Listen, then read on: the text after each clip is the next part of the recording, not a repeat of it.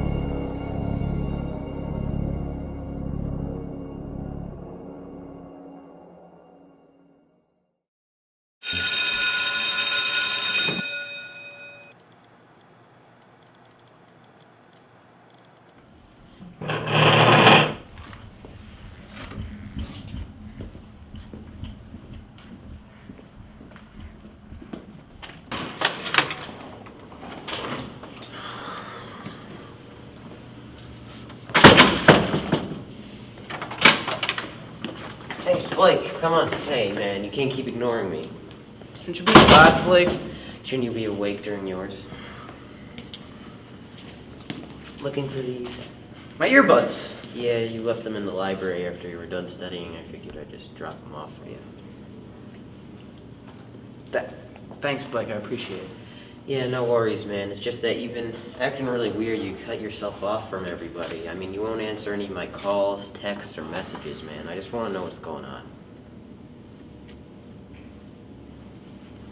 I've been having problems with questions 3, 4, and 5 on page 18. See what you can do.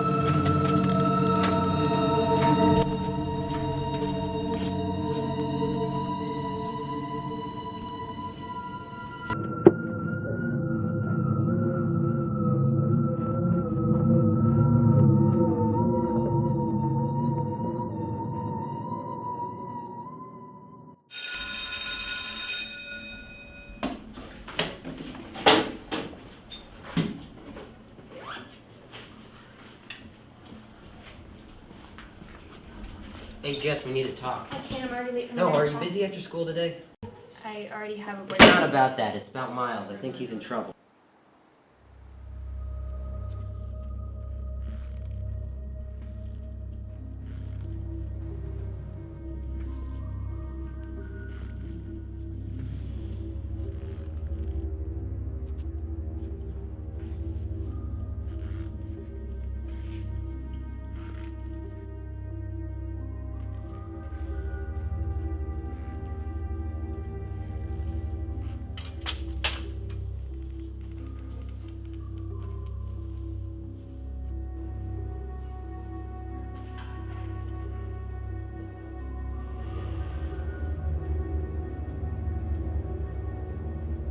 Where the hell is Miles? He's looking everywhere. Miles? Miles? Yeah? Mike, is that you? Oh. Thank God you're here. Do you know how long we've been waiting for you? Good thing the night janitor isn't here. What do you mean, wait? Oh, yeah. So Miles was kind of a no-show, so I may have, kind of, invited one or two friends. Who the hell did you invite? What? Oh, hey Blake. Hey, how's it going? Hey, a moment of your time?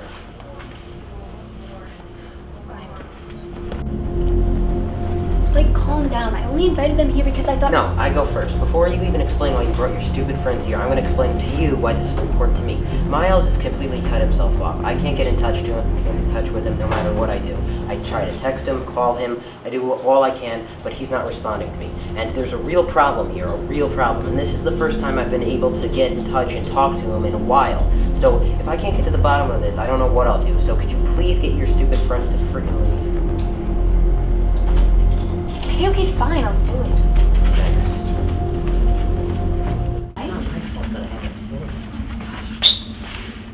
Did they ditch us? That appears so.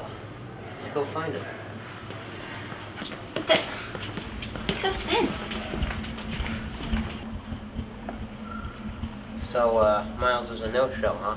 Yeah, we looked all around this world. If he was here, we would have found him already. So weird. He usually shows up to things. I don't know what's been going on with him lately. He's like... I don't even know. Yeah, it's really weird. That's why I've been trying to contact him How long has this been going on? for a while now. I can't actually remember since when it started. Where do you think he is? Blake, Jess! I'm so glad you guys are here. The others are heading around the school. We're playing a game of manhunt. If you want to join, there's still some time to play. Miles, you know that's not why we're here, right? I mean, I'm trying to reach out to you, contact you, do what I can to help you. But you've got to reciprocate with that, man. I'm not here to play games. I'm actually, trying to make a real effort here, man. And you're giving me nothing. Wait. What if we make this interesting? Let's say if you don't find all of us by 12 o'clock, then you have to tell us everything that's been going on with you. You have to tell us why you've been hiding around and not speaking to us at all. And if I win? Yeah, what if he wins? I don't know. We'll figure that out later. You guys hide. You got 2 minutes. 2 minutes? Yeah, alright, fair enough. Let's go. Wait. What's the plan? I'm going to go to the math wing and you're going to head to the library, okay? Got it. 41, 41, 42, 42, 43, 43, 44, 44, 45, 45, 46, 46, 47, 47, 48, 48.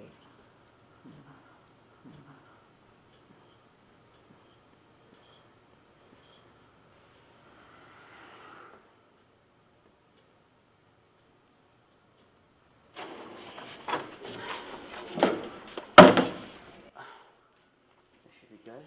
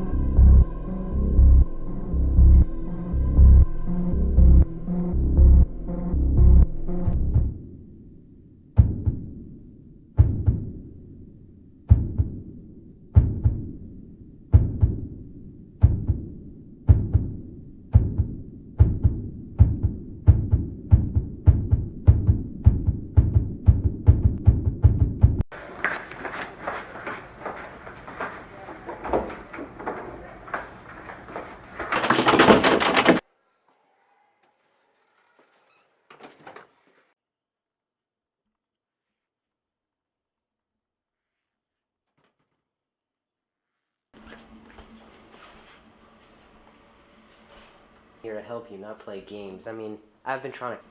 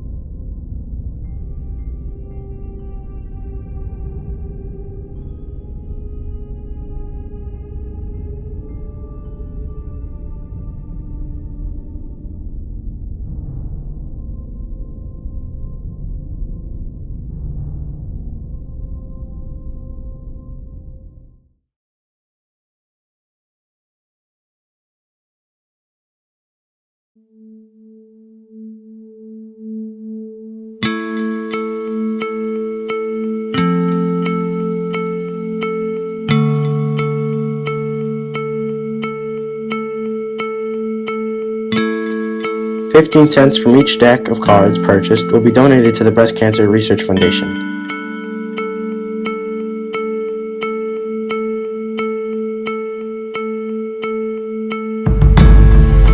Come play with us.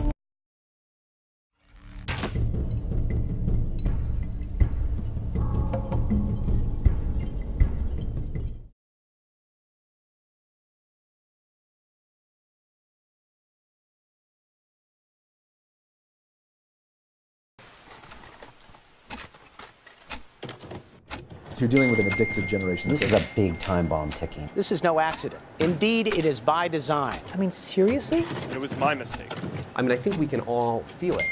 To try to make these products as addictive as possible. Spike in dopamine. We now know that many of the major social media companies hire individuals called attention engineers who borrow principles from Las Vegas casino gambling, among other places, to try to make these products as addictive as possible. That is the desired use case of these products, is that you use it in an addictive fashion because that maximizes the profit that can be extracted from your attention and data. It literally is a point now where I think we have created tools that are ripping apart the social fabric of how society works. That is truly where we are. Okay, the first question I'm going to ask you is, what is social media? Social media is where people go to share images, videos, talk on their phone. In my opinion, social media is a way that people can communicate online without ever seeing each other. So like a platform on which they can do so. I think it's a place where kids, everyone just talk to each other, and I think that in a way it's made us less social. Just a convenient way of connecting people online. I guess a way for people to interact or keep up with everything that's going on nowadays, just without like having to physically meet people in the real world.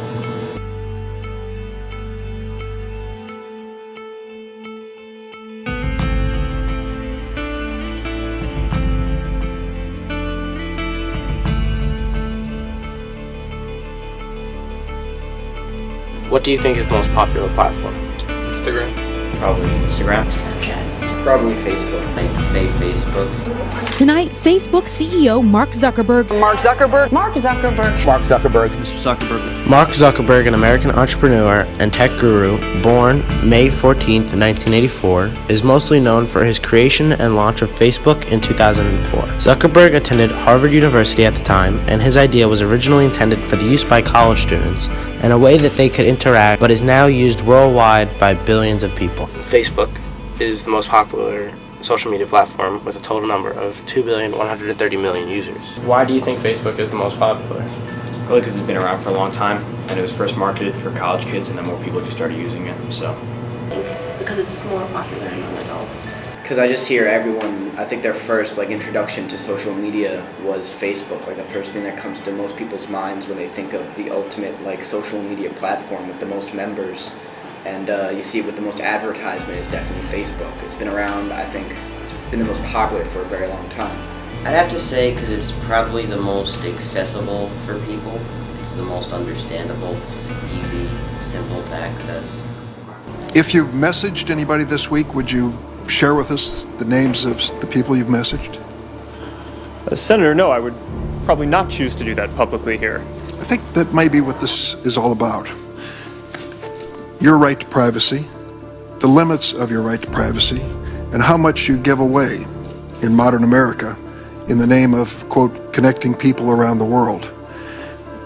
A question basically of what information Facebook's collecting, who they're sending it to, and whether they ever asked me in advance my permission to do that. Is that a fair thing for a user of Facebook to expect? We didn't take a broad enough view of our responsibility, and that was a big mistake. And it was my mistake. And I'm sorry.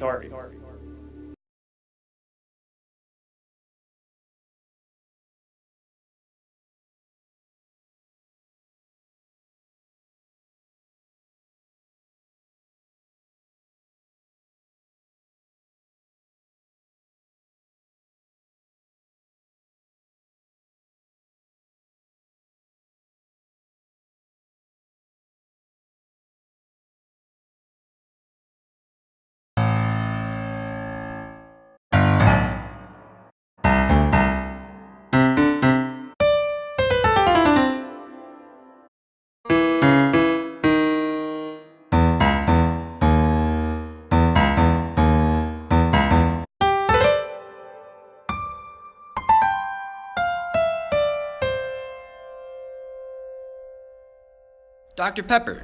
When there's Dr. Pepper, there's no competition. Proud sponsor of the NFL.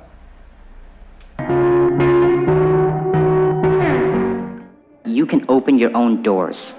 That you can stray away from this conventional, limited, and narrow path that education sets us upon. You can diverge and create your own It doesn't future. matter if a student is a gifted artist, a loving caretaker, talented musician, or poetic writer. Those students are the fish being judged on how they climb trees because we say the end-all, be-all is college, or we're leaving students to the lowest skill level work. Thinking what is education? You're basically downloading data and algorithms into your brain. It's actually amazingly bad in conventional education because it shouldn't be this huge chore.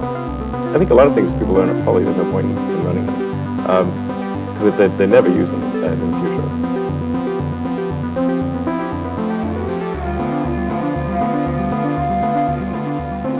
Aspects, but I think there's a lot of focus on tests sometimes that they are not really fair because they don't take into account individual abilities and learning speeds. So, can you elaborate on the testing environment? Do you feel like it allows people to grow in the way that they need to? I don't, because there's so much focus on just the tests that they don't actually focus on learning topics these days. I feel like it's just about the test scores.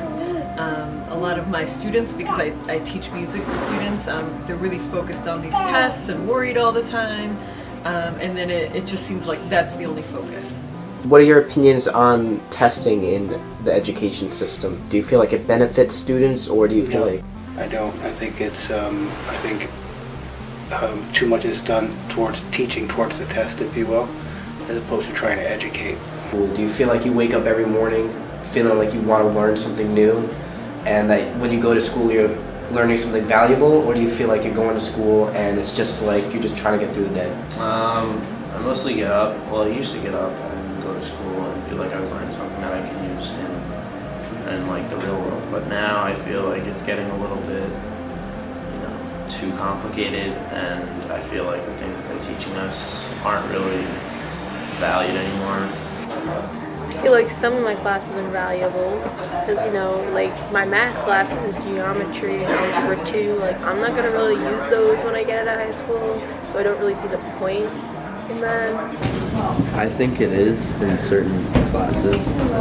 Like from a creative point of view, we have a great arts program in North Shore, but for things like algebra and other pointless classes, I don't think they actually do much for us.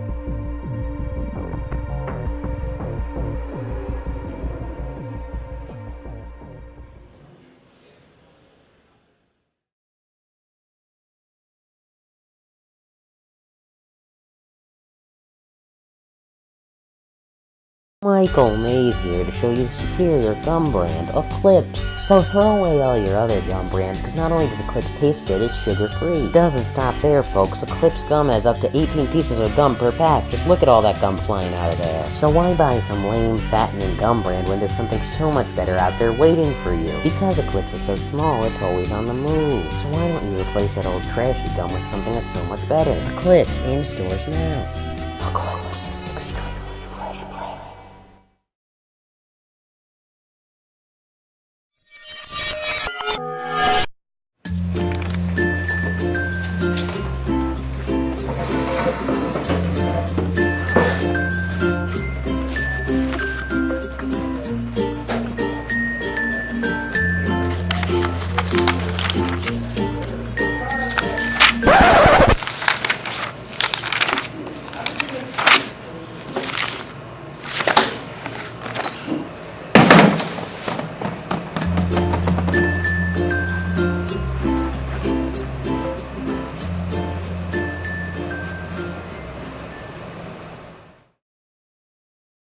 Procrastination is the act of doing something more favorable instead of doing the task at hand. It is something that plagues the entire world, but the question is, what do people actually perceive it to be? Or in more basic terms, what do people actually think it is? Why do you think people procrastinate? I think because if they don't understand the work, or like specifically for school, if they don't understand the work, or they have other things to do, I think that's why they procrastinate. Because I think generally it's just easier in their mind to think, let me just put it off for later, because if it's like just a daunting task, then they just don't want to feel like facing it at the moment. They just feel way more comfortable just putting it off later. People are too lazy to do the work, or they just don't want to do it at all. Probably lack of interest. There are 100 other things you could be doing rather than the one task at hand. So I think a lot of people procrastinate just because they're not really interested in the task that they're supposed to do. Procrastination can be caused by a variety of things, such as fear of failure, being tired, and excessive perfectionism. These things causes a buildup of stress, which causes a buildup of work, which can be intimidating to any given person. How does procrastination affect you personally? It affects me with my grades, mostly because I do the work, but I don't turn it in. Personally, I don't really procrastinate. I feel like just way more comfortable just doing it right there in the moment as soon as possible.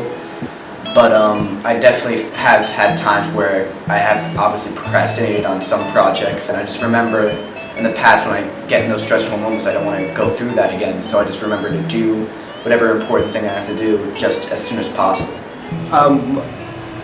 It affects my students more than me because I don't get their papers back to them in time, because while I love teaching and I love planning lessons, the bane of my existence is grading. So I procrastinate on grading more than absolutely anything. How often do you or people you know procrastinate? My brother, he procrastinates a lot. My older brother, his grades are bad right now because he doesn't hand in work. I definitely had a lot of friends that have procrastinated before. Definitely with projects, they just text me the night before, asking me for some help. I don't procrastinate very often, but I know kids that do it every single day. I know a lot of people that procrastinate for so many different reasons. I know my students procrastinate. I could give them 3 weeks for a project and they'll wait till the last minute, as some of your peers can probably attest to. As irritating as it is, procrastination is quite a common habit. In a 2007 study, it shows that college students up to 80 to 95% procrastinate when it comes to doing coursework. Other studies have shown that 20% of all people are chronic procrastinators. How do you feel when other people put off something you want done? I don't really like it because if it's like a project and if there's multiple parts that I'm assigned to one part, and then if they procrastinate and don't do it, I end up having to do their part. So then I get a better grade on the project instead of only turning in my part of the project and getting a lower grade. I've had like a couple of situations in the theater program where people have just not got what I wanted done at the time I wanted it to be done by. So, and that can definitely be stressful because it means more work for me and definitely puts them in an awkward situation. That could be kind of frustrating. So I try to look for something to motivate them. Usually with my students, grades are the motivating factor, so I have to do check-in points to make sure they're not slacking off during a long-term project. But it can be really frustrating when you need something done and then people don't take that seriously. Procrastination can have some adverse effects, such as frustration, irritability, low self-esteem, and fatigue. These things can have a serious negative effect on one's life. This is why we should work to prevent procrastination and all the ill effects that come with it. What do you do to prevent procrastination? I always write down my homework and write down when it's due, and then I could get a better grade and turn it in on time. I just do it as soon as possible, honestly. I try to do it whenever I try to make the free time, and I try to get whatever task I need to get done as soon as humanly possible. I make sure I do my work on time. I don't put it off until like the day it's due. Say if it's a project, but I always make sure I do my work when I get home. I really think having solid deadlines and solid checkpoints. So when it comes to things like a long-term project in a classroom, giving like a week to do step one and then making sure I check in and hold everyone accountable. So I guess accountability is really the key to getting over procrastination. Like I know like I said, my biggest procrastination is when grades are due, and I know that I need to update the portal like every 2 weeks. So I know that I have, 2 weeks and I need to get this done. And so having that checkpoint in my head is really, really important. Though it seems hard, procrastination can be solved through simple, easy tactics, like rewarding yourself after finishing some work, breaking up your task into smaller ones, and taking control of your environment, like eliminating distractions. So, all in all, the main point is... Just a sec. Now, wait, what was I gonna say?